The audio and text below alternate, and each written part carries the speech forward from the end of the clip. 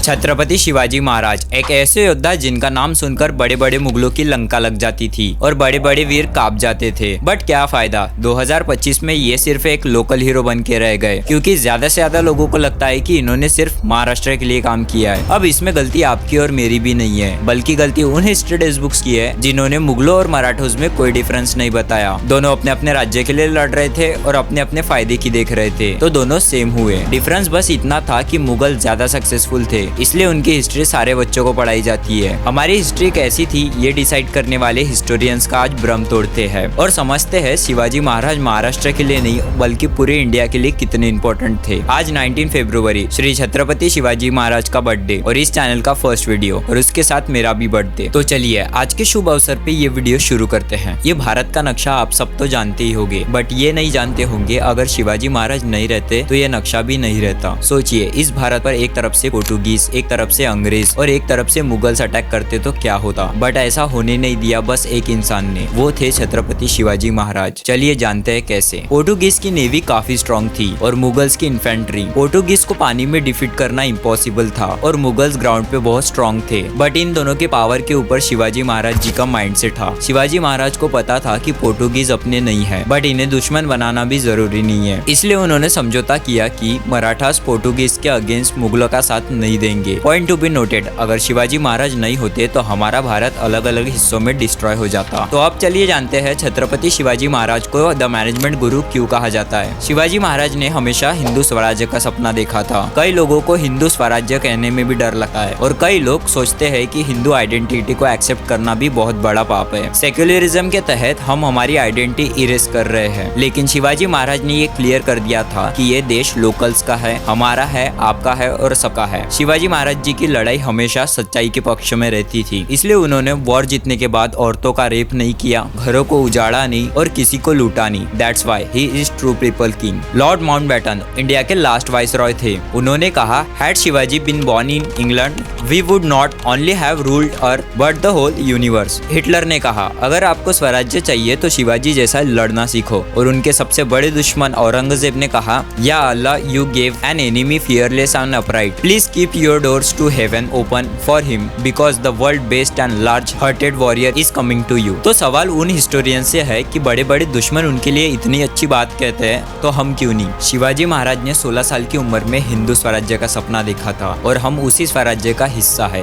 इसलिए हमें स्वराज्य को लेकर चलना है और देश को टूटने से बचाना है। मैं अपने आने वाले वीडियोस में शिवाजी महाराज जी के किस्से बताऊंगा जो हमें सच्चाई के पाथ पे चलना सिखाएंगे। तो आज के वीडियो में इतना ही। Thank you so much. जय भवानी, जय शिवाजी।